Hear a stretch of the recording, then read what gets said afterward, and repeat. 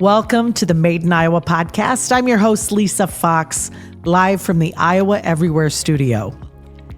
When we talk manufacturing, a lot of times we're talking about machining and engineering. Today, we're talking alcohol. We're talking brandy specifically.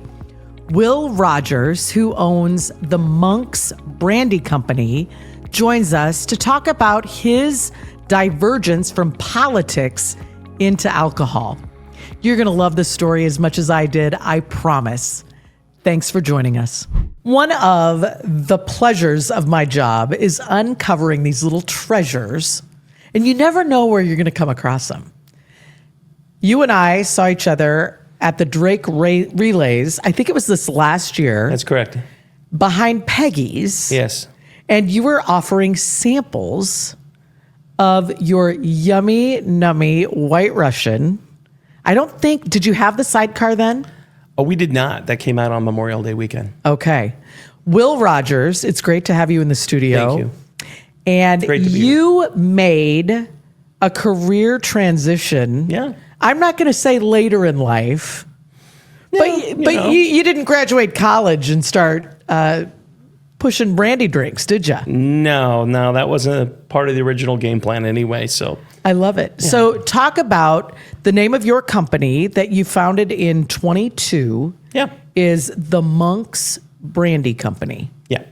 So, I'll give you maybe the origination story here, but just so you know, for the people that are, watch this later on. I was born and raised in Des Moines, Iowa. After graduating high school, I went in the United States Army. I served as an M1 tanker. Crew member, and was in Fort Polk and Fort Knox, where I was for training. Went to Germany, went to the Gulf War back in 1991. Thank you. You're welcome. Got out in 1992. In the spring of 92, came back to Des Moines. Actually started at 10 days after I was out of the Army. I was taking my first classes at DMAC at the urban campus, and went there for a year and a half, and then transferred over to Drake. And while at Drake and graduated from there in 96, a couple of big life events for me there. I met my future now wife, Hannah Rogers, who's an attorney now here in Des Moines, works at the Principal Financial. She was at Nyemaster before that. Okay. And then I went to work on my first political campaign, and I started working in politics in 1994. And off and on over the last 30 plus years, I've worked in the capacity of as an association, trade association lobbyist, similar to that, like of the lobbyists at Association of Business and Industry and a number of other groups like that. I worked for specifically the Iowa-Nebraska Equipment Dealers Association for over 15 years. Prior to that, I worked for the Soybean Association. Then I also worked off and on in campaign management for in campaign staffing for Greg Gansky, former Congressman Tom Latham, Newt Gingrich, and a number of other campaigns. And then I've also served in political leaderships within the Republican Party. I've been a executive director. I have served as a co-chair, and then I was also the chairman of the Polk County Republicans in 13, 14, 15, 16. And I know you have sat at my kitchen table in more than one of my homes. Yes. Talking over the years. Whatever's going on politically. And then I've also worked and I'd say not worked, but volunteered in a number of capacities within the community as a, Sister Cities Commission, Neighborhood Association president, commander of my VFW in Beaverdale. I've also been president of my synagogue as well in Des Moines. And so it's just been that's the great thing about living in a town the size of Des Moines is there's a lot going on, but if you stick your hand up, you'll get called on. And if you do a good job, eventually you have the opportunity to lead these, this leads to leadership opportunities. But I would say that after decades in politics, sure, working with something like a beverage might be a little bit more relaxing, a little bit more controllable at times. Look, what do you think? Well, first of all, I just say I loved all the work that I've done in the past. It helped me prepare to where I've got to today. But it's interesting, this kind of started when I had a friend of mine named Stuart Oxer who owned Blue Ox Vodka and the Red Boot Beverage Company. And they're where? Well, they started out, they were in Grimes off of 141. And that Blue Ox Vodka is now owned by Gil Kuzner and his wife, Daisy, Brenda Daisy. And then Stuart has his production facility located off of Northeast 14th, north of I-80, Okay. and then south of Ankeny. It would be near this intersection where Kearney is at in between Ankeny and Des Moines. Okay. And he has a co-packing facility where he manufactures carbless. He manufactures the Good Boy products. He also manufactures Pickle Shot and a number of other products as well. Awesome. So I was there doing some training for his employees, completely unrelated to the alcohol industry per se. And I had collected spirits for over 20 years. I have a large whiskey and spirit collection that I have built up over 20 years. Okay. It's something I'm very passionate about, enjoy. I geek out about it. Yay. And so Stuart asked me one day while I was in there if I wanted to do my own whiskey. And I said to Stuart, I like the idea, but if I did it, it would probably be a novelty. There wouldn't be anything that I felt like there would be something that I would want to be a part of that would be new to the industry. There's no gap. Right. I think there's like 7,000 different whiskeys now available in the United States. So I just told Stuart, I said, I don't think I want to do whiskey. But it planted the seed, and after, some consideration, I said, there's one spirit that just has been neglected in America right now. And we've seen a comeback in whiskey, and I give people that are listening to this or watching, in the 1980s, 1980, a good bottle of bourbon was Jim Beam and a good scotch was Johnny Walker Red Label. That was what you were going to get. And there was no good tequila, and rum was pretty much the same, not very good. And then, over a period of time, we've had these multiple renaissances take place in the alcohol world. I'll give you one quick example. 1977, I think, was the lowest point of alcohol consumption in the United States since Prohibition, and probably lesser than a Prohibition. Why? I've asked this question and tried to do my own research. I think there was about three different factors. Number one, I think what happened was the World War II veterans were starting to stop drinking for a variety of reasons. Health related, couldn't drink as much, or they're starting to pass away. That generation was a very alcohol consuming generation. Number two, you had people that were starting to get into running. You think about this prior to Nike introducing running shoes, jogging shoes to people. People didn't run. People didn't go out and jog. Only if they were being chased. Right. And it was kind of like, what's that weirdo doing running down the road? And so somebody help him. Right. So, what's going on? Do we need to call the police? And so, people were, getting more health conscious as well. And then the third thing was, I think there was a lot of things that were going on in the culture that were replacing alcohol, perhaps, marijuana, a little dose, refreshment, things like that. So that was going on as well. So I think that impacted alcohol sales, but the industry didn't really innovate as well over a long period of time. It kind of got stuck in a rut. And with that, it built towards a demise. And it finally, like I said, 1977, I believe there were like 40 commercial breweries left in the United States. Yeah. There were, a dozen or so distilleries that had basically consolidated down as well. Wine was a joke. I mean, you drank wine to basically just get blackout. Wow. Things like Thunderbird and Mogan David and our Mad Dog, as people call it. Boone's Farm, things like that. Right. And then what ended up happening is, for those of you there was in 1976 was an event called the Judgment at Paris. And this was a true first time a blind tasting of American wines against French wines and Italian, European wines. And this is where they actually, before they would do this tasting, and they'd always have 4 or 5 bottles on the table, and it'd have a French label on it. And of course, the French guy would drink the French wine and be like, "Oh, this is the best wine ever." And then, he would drink the Italian wine and be like, "Well, this is palatable, but not very good." And then it'd be like the Spanish wines, be like, "Ugh." And then they get to the American wines and they'd spit it out and make a big production, and it would be like nasty. Right. And in some cases, it wasn't great. Right. Okay. But someone said, well, that's really not an impartial event. So you really need, if you really want to find the best wines, let's do a blind tasting. And that year was the moment of demarcation for the American wine industry. And what happened there was you'd have these young guys that had gone to agricultural colleges out in California and studied vitiology and enology and started getting into wine and experimenting with grape seeds and soil conditions and water and all these things. And they produced 2 wines that year. The white was the Chateau Montelena from California, and the Stag's Leap was in the red, and they won their categories. And it sent a shockwave through the wine industry. So have you studied alcohol for... It's just kind of casual reading on my part. My gosh. And so they actually made a really good movie I'd recommend to people called Bottle Shock. I think Alan Rickman is in it, and really would encourage people to watch that. It's an entertaining movie, but it offers the insight as to what went down during this time period.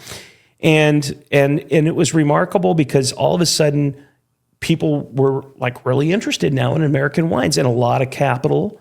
And what year was this? 1976 is when the event occurred. And so it took a few years for people to catch up to it. And by the 1980s, there was a lot of investment going into California wines and growing out their wineries.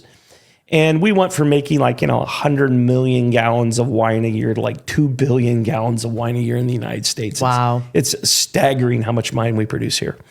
And it's not just produced in California, it's produced in Iowa, and every other state in the United States, I believe, has at least one winery. Yep. And when I say one, I mean there's dozens and dozens in states all across the Midwest. Well, like you said, then it led to the bourbons. Right. And then it led to... Well, beer was the next step. And tequila, too, right. And beer, and... Beer came along in the 80s. A couple of guys started homebrewing. I was a homebrewer myself back in the day. And these young, I would call it, young guys who get together on a Saturday and brew up beer in their basement. And then, they're making some pretty good beer. And it's like the guys at Twisted Vine. That's exactly what happens. So cool. And, a couple of guys were getting together and they're like, hey, our friends really like this. They want to buy it from us. Maybe we should start making really our own beer for sale here. And it's like, well, what are we gonna do? How are we gonna call it? And it's like, well, we're in Boston. Let's call it after Sam Adams. And and 20 years later, it's $1 billion corporation. Insane. And out of a guy's garage. Wow. And so that went on to beer, and then finally the spirits industry really started to dial it in in the early 2000s. And now you could walk into a large wine and spirit store such as Wall to Wall Wine and Spirits in West Des Moines, and you can walk into the whiskey aisle and you could try a new bottle of whiskey. And that's bourbon, Scotch, Canadian rye, the whole spectrum of that, and all the different flavor profiles that they put in there as well. You could try a new bottle of whiskey every day, and I would believe that you would never run out of whiskeys to try because so much new product still flows into the marketplace. It's insane. All right, let's move ahead to brandy. Yeah. Brandy is grapes, correct? Brandy is made from distilled, typically grapes. There's other fruit that is used as well. So you take grapes, you make grape juice, and then you take that, you ferment it into wine, and then you distill that down into brandy. Okay. And that's usually done at what we call, there's a low and a high kind of concentration. They start off by distilling at one time, and then the second distillation is what typically gets it up to around 40% alcohol or 80 proof. It'll get you. Brandy will catch up to you pretty quickly. And that's some of the fun about my products is, and I'll get into that in a moment, but I looked at brandy, and as I grew up around it, I remember as a kid, my mom always making Brandy Alexander at the holidays. That could be, 4th of July. That could be Halloween. That could be a Tuesday. I think I like your mom. And then the other one was that I worked at Christopher's in Beaverdale. Yep. And the Giudicesis were wonderful people. And one of the great things about the Giudicesis is they always had kind of like Monday night was their prime rib night. And then Tuesday night was Yorkshire pudding night, when the bread was Yorkshire pudding. And then on Wednesday nights, we had free soft serve ice cream for the kids and free Brandy Alexanders for the adults. And how did I miss this? I know. And believe me, no one left until they got their free Brandy Alexander. I mean, if it took an hour, they were waiting. And so, as I bartended myself in the 90s as well, early 90s, people don't want to make these drinks. Brandy They're Alexanders, hard. they're hard to make. They're messy. There's a lot of stuff that goes into it. It's just easier for bartenders. And I say this with all due respect to bartenders, I'm looking right on the camera now. Being a bartender is not opening up the bottle and handing it to somebody or pulling the tab off and handing that to the customer. That's not bartending. That's serving, but it's not making drinks. And to me, if you don't know how to make a Manhattan, if you don't know how to make an old fashioned, a martini, whatever those classic cocktails are, those top 25 cocktails, you probably should study, work into learning what you're doing, and consider it a craft. Well, my son is a bartender, and the highlight of our holidays now is the drinks that he brings. Oh, that's awesome. And he makes his own simple syrups. Yep. And I'm not kidding you. The flavors that you can bring together are absolutely mind-blowing and can make the difference in the holiday. No disagreement. I tell people this all the time. There's so many joys about doing this business, and I love the sales part of it. I love interacting with customers in the four walls of a Hy-Vee or Fairway or some other wine and spirit store. And it's always funny. I don't know how old your son is, but 26. 26. So it's probably around that age is good. And I'll be standing there and I'll see some young guy come in, in his 20s, and he'll walk up to the cherry section and he'll stand there and look at the cherries for like a minute or two. And I'm like, are you making old fashions? And they go, yeah, I'm making old fashions. And I'm like, okay, and you're trying to figure out what cherries to buy. Mm-hmm. Yeah. And the thing is there's the $3 cherries and then there's the $23 cherries. And I'm like, well, let me give you some advice. If you don't mind, I'll give you some unsolicited advice. And that is the $3 cherries are artificially flavored and artificially colored. If you show up at your future father-in-law's house with those, he's going to question what kind of person you are. Now, inversely, if you show up with the Luxardo cherries, which are made by a company that's in Italy, they're imported. They've been making them for 350 years. They're delicious, by the way. But, that's a little pricey, and the father-in-law might think you're dumb with money. So there's a happy medium. There's some happy mediums in there. There's Filthy. There's Woodford. There's a number of other cherries you can use. I still like, if I have guests over, I like using Luxardos, but that's for my guests, Awesome. And so that, whether it's bitters, whether it's all kinds of spirits, and again, that is a part of, I love the fact that 20 years ago, if I went into a bar and asked for an old fashioned, probably 8 out of 10 times or 80% of the time, I couldn't get the bartender to make me an old fashioned. Today? And now if you don't know how to make an old fashioned, you don't have any business being behind the bar. Thank you. All right, let's talk about the recipe that you use for, so you've got 2 drinks. Yeah. Well, I think it's important, I'll maybe share this with you is, my company, the inception then came about from Red Boot Beverage. When we went to name the company, I started thinking about, what communicates what's important to me, right? And then what inversely is important to other people around me. And I was born and raised in Des Moines. It's a great community to live in. And with that, we were looking at, what does Des Moines mean in French? And it means the monks. So that's where we came up with the name for the company. Oh, I love it. And so we decided that we would do brandy cocktails. And when we think about the French, we think about cognacs and armagnacs, obviously fine spirits and wines. And that's where I want people to realize that brandy is a great product. There's great brandies in the marketplace already. And I wanted to start making our own brandy, but we realized that customers and consumers just don't understand and appreciate brandy. And partly because, they had maybe a one bad experience with it, whether 16 or 17. When you're talking 40 proof, it's not hard to have a bad experience, right? Well, what ends up happening is they break in, somebody, when they're 16 years old, they break into their dad's liquor cabinet. Yep. They reach in the far back and they pull out this old bottle of blackberry brandy, and then they pour it in with some 7-Up, and they drink it and get sick, and they swear they'll never do that again. And I would agree, that's a dumb decision. You probably should never do that again. Duh. But you've now ruled out everything that would be great about any other products. And the same thing applies with like tequila. I know I'm 56 now. I don't know a person my age that doesn't have a bad tequila experience. And Yes. So, I'm right there with you. And now they make fantastic tequilas. And I tell people, if you're not drinking tequila, you're missing out. I totally agree with that. And it wasn't until, it was probably 15 years ago that I had really, really good tequila. And I didn't even feel it the next morning. Yes.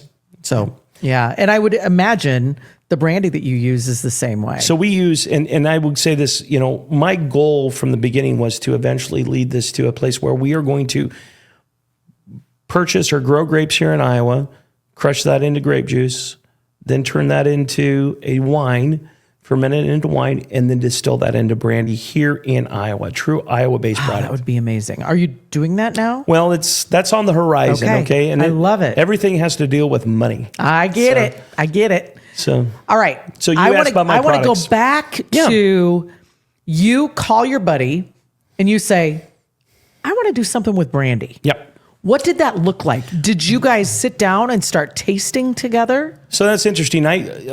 My friend Stuart Oxer, who is the owner of the Red Boot Beverage Company, is my co-packer. Okay. Stuart, I had talked to him, and what I based with some suggestions from Stuart and then kind of exploring into it ourselves, we then developed a list of about 10 cocktails. So where I mixed 10 cocktails, different You knew cocktails. brandy, though. I was familiar with the product. I'd been drinking it since I was in the Army in Europe. Okay. And so I came back and came up with 10 cocktails, and then we did small group taste testings. It might be 10 people in my pool house where they try a little bit of this drink, and this drink, and see like, hey, what did you like about it? What do you not like about it? And anybody that walked through the doors was getting a brandy cocktail served to them to just kind of see what their feedback was. And then we narrowed that down to 5 different cocktail recipes.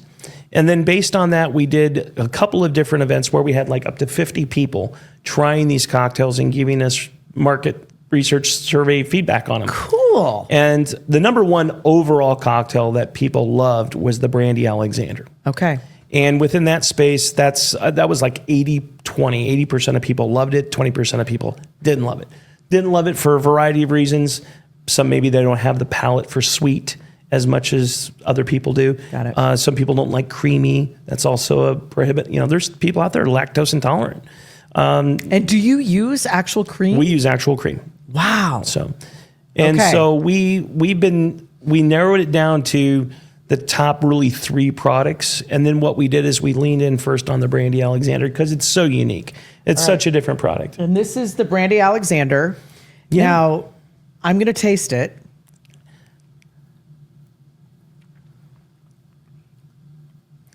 Yeah. So you can taste, obviously you smell. So we use in our product there, of course, we have a cream de cacao, orange wine, cinnamon, and brandy. Now, traditional Brandy Alexander, by the way, the original recipe for it calls for just cream, but a lot of people have had this blended with ice cream is in bars and restaurants. And you can still do that yourself today. You can take this can home, pour it in your blender. I recommend 2 scoops of vanilla ice cream, Breyers, and then a cup of ice. A cup of ice, blend that together, and it makes a fantastic milkshake or blended cocktail that way. And the thing I like about this, Will, this would be great for brunches. You know what I mean? You can drink this any time of the day. And also, I love a dessert liquor. That's the thing is we've talked to people like this is your after dinner drink, your dessert drink, your nightcap. This is how you don't start the day off at 11 a.m. with us, by the way. And at 12. Oh, come on. So this product itself is 12% alcohol by volume. So there's actually technically two servings of alcohol in there, or as I like to call it, about 3 to 4 Busch lattes, or about over a quarter of a bottle of wine is in there. Will, it is so, I cannot tell you how good this is. All right, let's go back to the sourcing of the brandy, the orange wine. So where did you source it? Yeah. How does that work? Well, there's a lot of different providers of different products. Everything from the can to the can lid to these particular cans have what's a sleeve that is electrostatically then shrunk. It's like shrink wrap on there. Our design work was done by Project 7 Design down in the East Village. Okay. They've done all our design work. we worked with Red Boot on determining, like what companies we'd want to source products through. But we source our brandy from California. We source our cream from Wisconsin. We source our orange wine comes out of Florida. I mean, the cans come from St. Charles, Missouri. The can lids are a separate item. The labels come from Grace Label in West Des Moines. Des Moines, they're off of 63rd Street. So you have the idea. You're talking to Stuart about it. Mm-hmm. Does Stuart point you in the... Because this is for someone that has never made a cocktail before. Right. It's a lot to source. Yeah. And that's the thing. It's not like I can go jump in the car and I'm going to go shop for can lids. Right. Specifically his machinery is set with tolerances to utilize certain cans. Now, our product, the Liberty, which you see over here as well, the red, white, and blue can, this is a painted can. That's a digitally painted can. Oh, you're kidding. And then there's other cans that are offset. So why the decision? It's first of all, again, different costs. Okay. Different. So is this more expensive? It is more expensive. Okay. Yep. And then if we do a digitally offset printed can, that's where, that can right there costs me roughly 30 cents. Plus, that's not the lid. Just the can with the paint on, it's about 30 cents. But if I order that in a full semi-load, I can get it down to 12 cents a can. Okay. So this is where, the challenges of this business, Scale. and we'll get in that. Scaling is a big challenge for this. All right, I want to go back to the Brandy Alexanders. Yeah. You operated just producing that drink for how long? So we officially ran it. The first day that we ran that product was on November 4th, 5th of 2022, I believe, is when we ran that. Yep, that was Election Day of 2022. Wow. And then that Veterans Day is when we had our official launch party. Okay. And people came down and responded to it overwhelmingly. Where was your launch party? We did it at Tonic in downtown Des Moines. Nice. So friends of ours that own Tonic hosted that for us. And then we went to, and really when we got into 2023, we had a local distributor. It was a real challenge for us finding And it was place. one drink. It was one drink, very expensive. Those 4-packs were $19.99 a 4-pack. Wow. But again, it's like about 13 to 14 Busch Lights in there worth of alcohol. So there's still value there. Well, if you've had a Fable, those are about $30 for a 4-pack. There's a lot.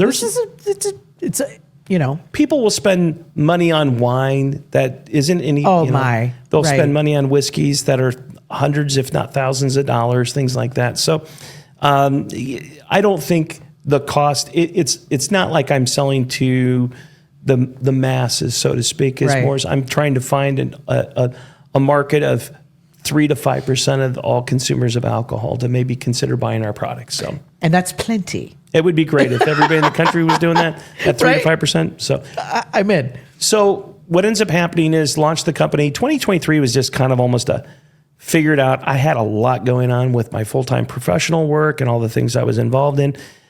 We really didn't get any traction in the marketplace at all in 2023. Okay. Later in 2023, I was able to connect with Dahl Distributing. I ran into Lauren Dahl-Sheeter at one of the local wine festivals. Her husband, who owned the Cloverleaf Dairy and then eventually the Sheeter Dairy, Cloverleaf. No kidding. And then he also started a meat locker out in Guthrie Center. Oh my gosh. So he said, "Oh, I think my wife would love this." And so he brought his wife over and she loved it. And she's like, "Hey, are you looking for distribution?" And as soon as I heard Lauren Dahl, heard Dahl, I was like, yes. And so Dahl's been a wonderful partner. And it's not what you know sometimes.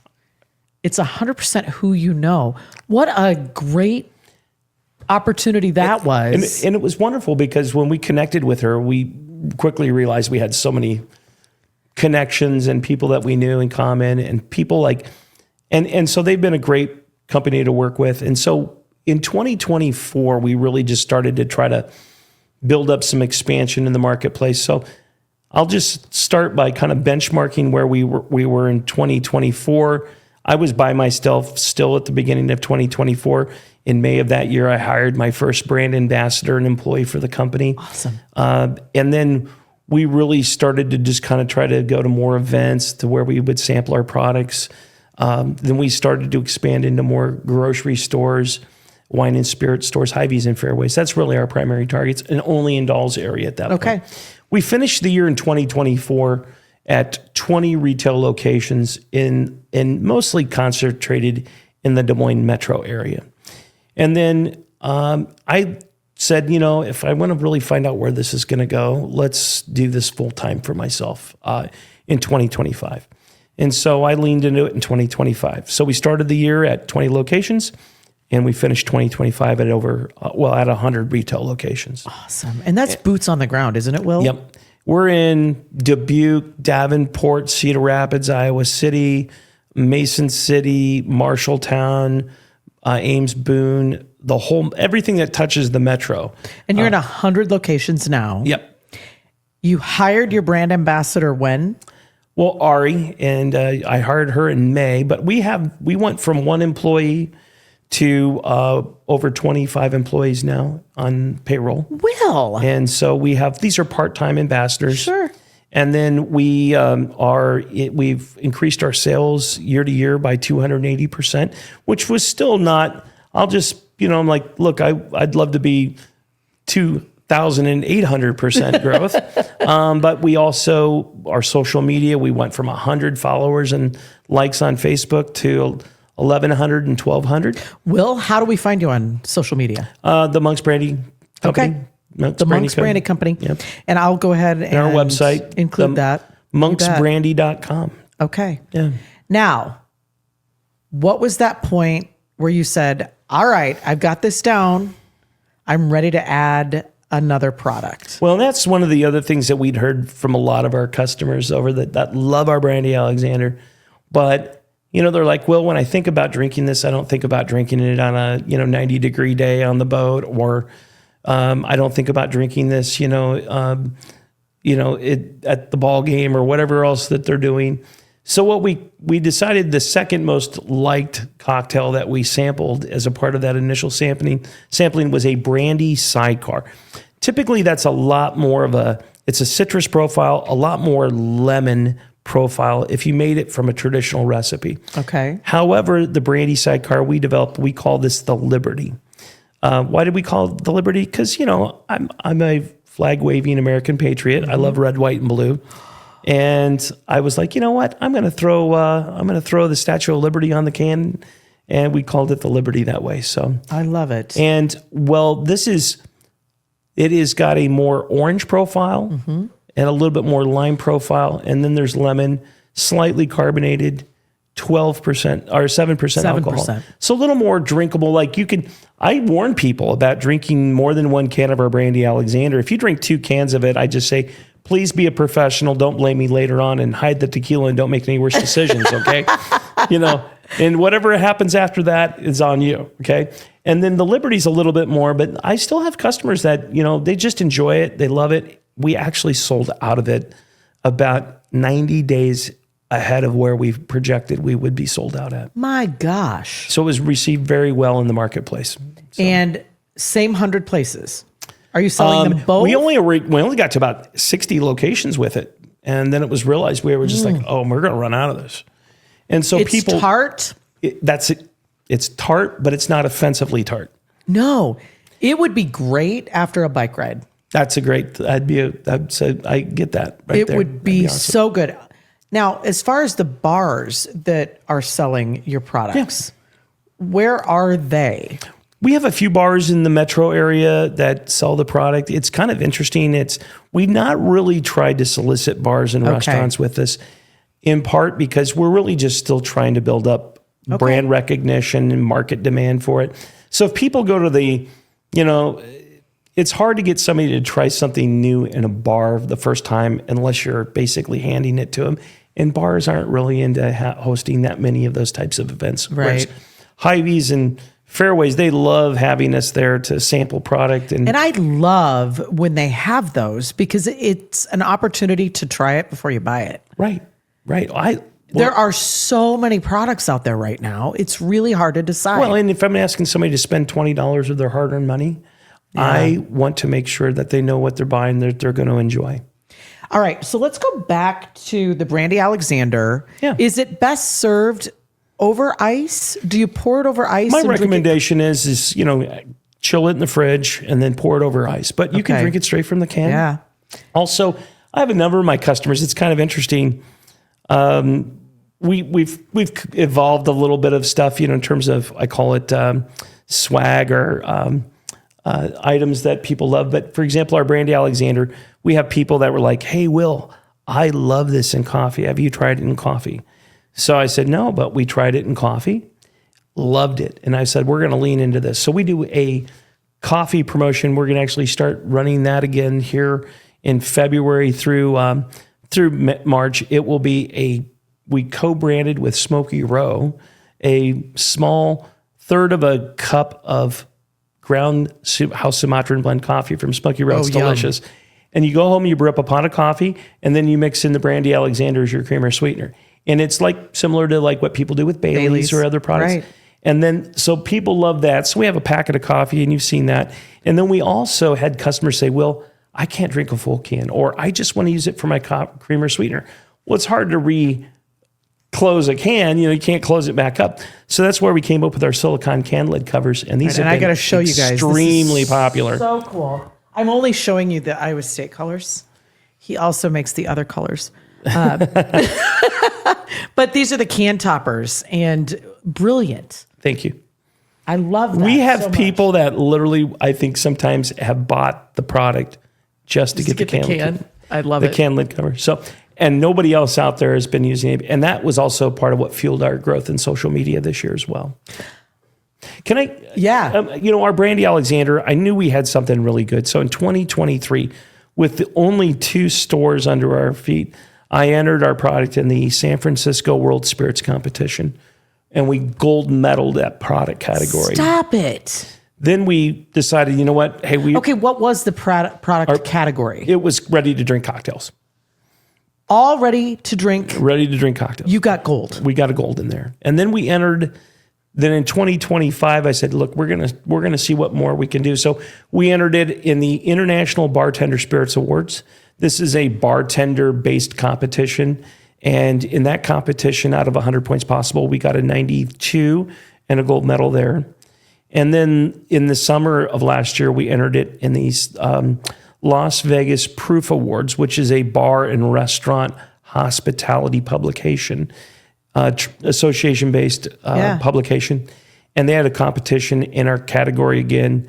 Out of 100 points possible, we got a 100. So you've got to be loving this, and it's industry affirmation in terms of what we're doing. Not to mention the fact you're not going to drink this if you're sitting at home alone playing video games. No, this is a social cocktail.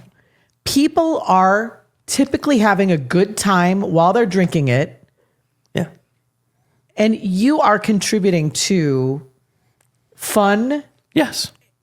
Frivolity. Just have a good time and enjoy yourself. People buy this, especially our Brandy Alexanders, around the holidays, and they share it with their friends and family.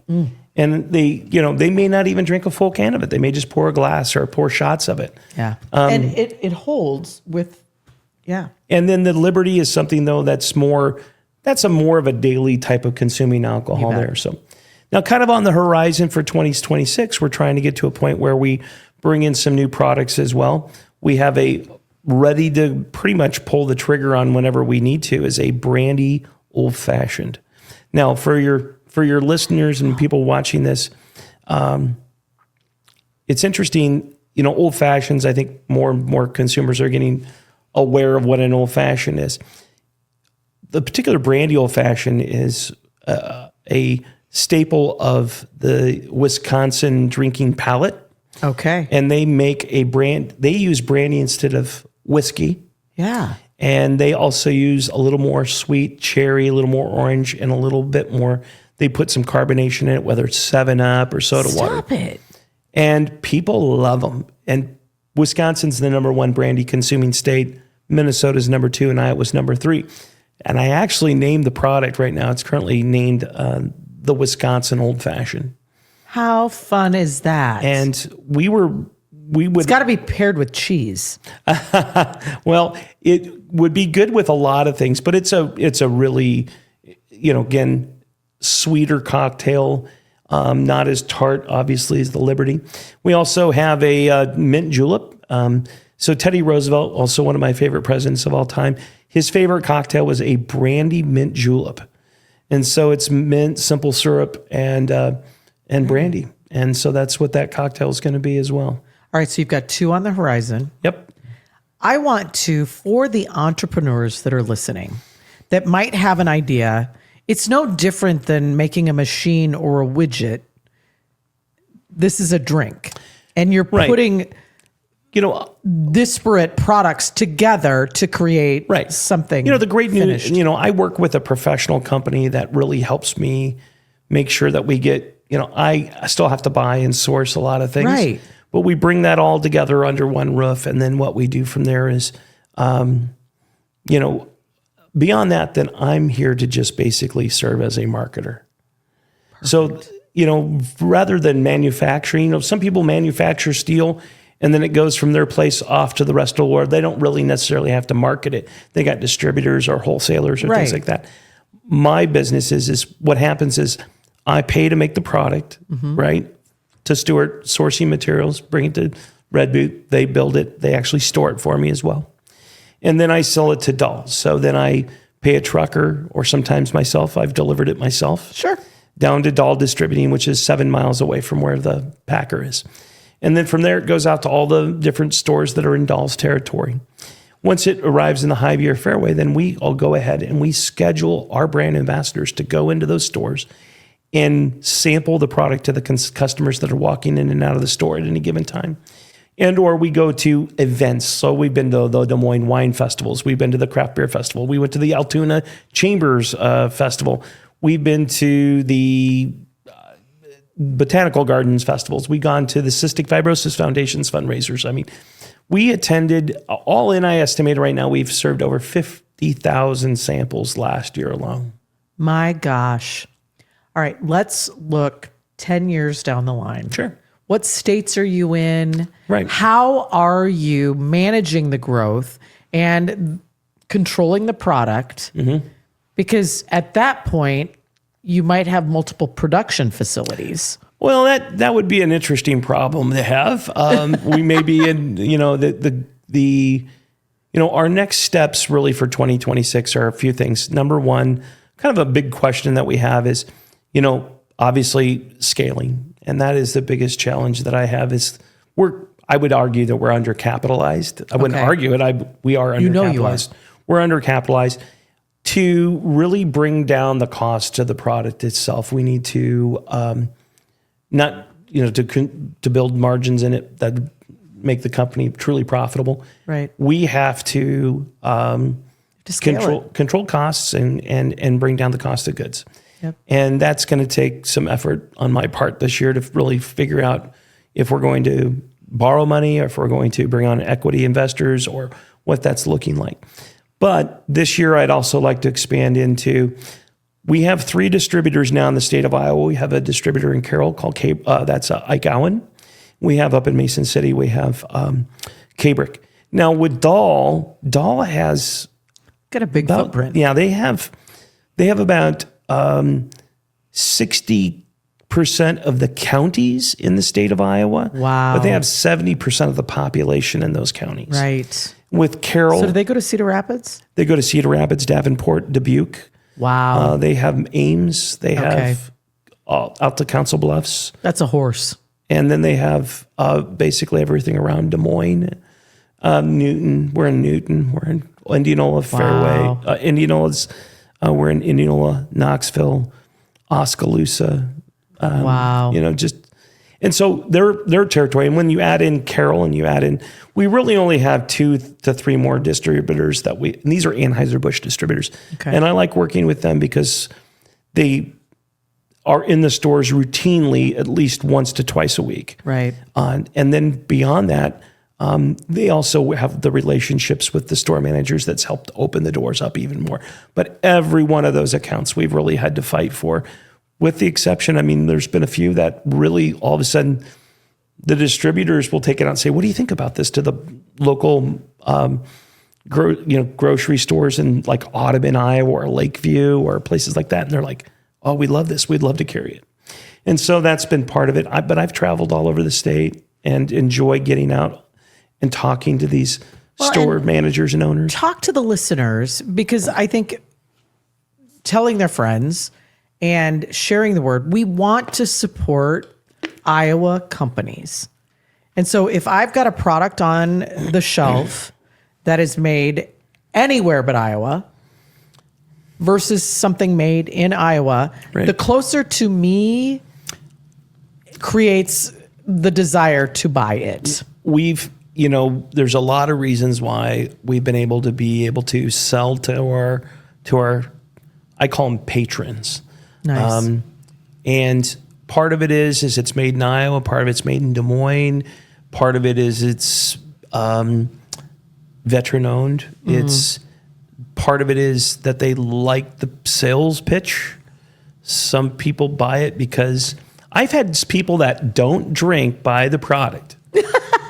I've had people. That's a testament. That is the testament. So, and again, it's for me, I really do get excited. And I tell people the most important attribute of our brand ambassadors is the ability to take the word no and turn it into fuel for sales. Yep.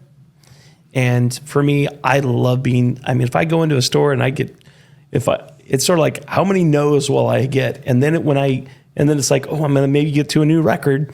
And then it's like, I sold one. All right, let's reset. Well, I'm pretty sure if you can go knock on a door and advocate for a candidate to a polar opposite view, this is nothing, brother. I like I said, it's not that hard of a sale.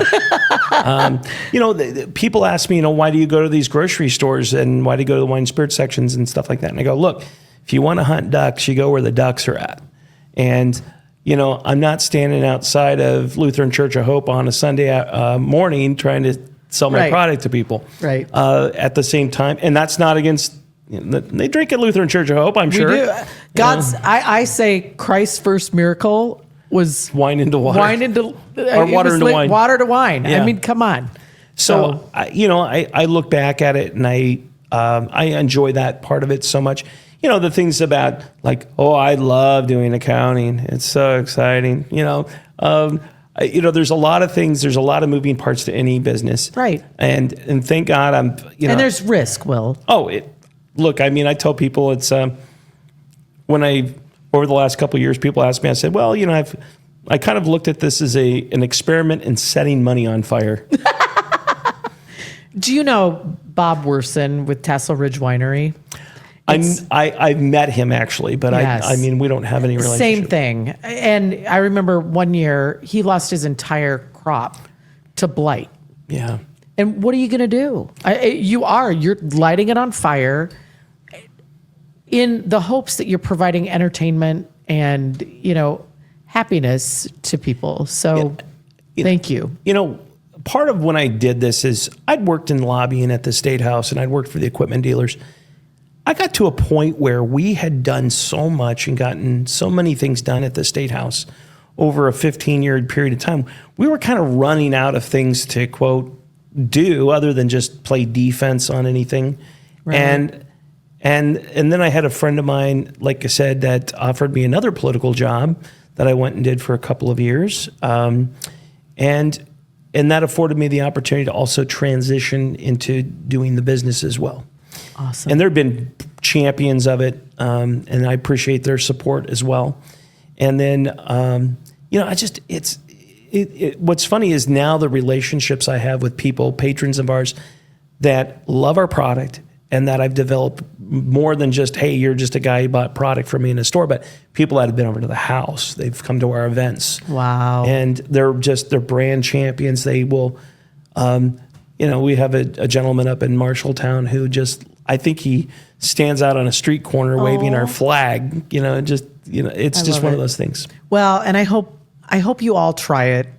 I hope you know what goes into it, because this wasn't easy.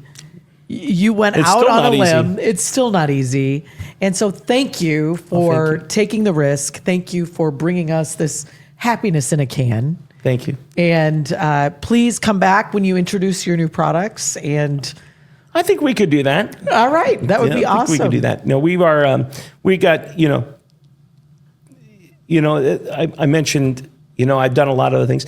Look, everybody out there has a life story ahead of them, behind him and ahead of him, and it's like, what do you want to do to write the next chapter? Yep. And this was like, well, this could be the part of the story where I, did great or I didn't do great. Right. But you know what? You're going to learn from it. I'm going to learn from it. I've enjoyed it so much, and I've had a lot of really good people helping me out. I would say, everybody needs. I have a friend of mine, Alicia. You might even know him, but his name is Bud Hockenberg. Oh yeah. Bud is an attorney. Bud is a business advisor. He's a friend, Networker extraordinaire. networker, mentor. If Bud is. I hate to. He is 99 years old. Is he really? He's 99. You'd never know it. You'd never know it. And, there's something that comes along with a person that's lived 99 years, the wisdom that they have acquired and accumulated. And if I have something I'm uncertain about and I really need to ask a person for advice, Wow. I can ask Bud almost anything, and I know he'll shoot it straight to me. Awesome. And he's just been a great friend. And yes, he's my attorney for part of this as well. But it's not just At myself. 99. At 99. Wow. I love it. Yeah. Well, thank you. Come back, and Love to. Thank you for these amazing drinks. My day is made. I was going to say your whole week's going to be made at this point. It's Wednesday. Exactly. I You might not know. make it through the weekend. I know. Thank you so much. Thank you very much. It's a pleasure to be here. Thank you for tuning in to Made in Iowa. Subscribe, like, and share wherever you listen. Catch episodes weekly from the Iowa Everywhere studio on the BPC streaming network.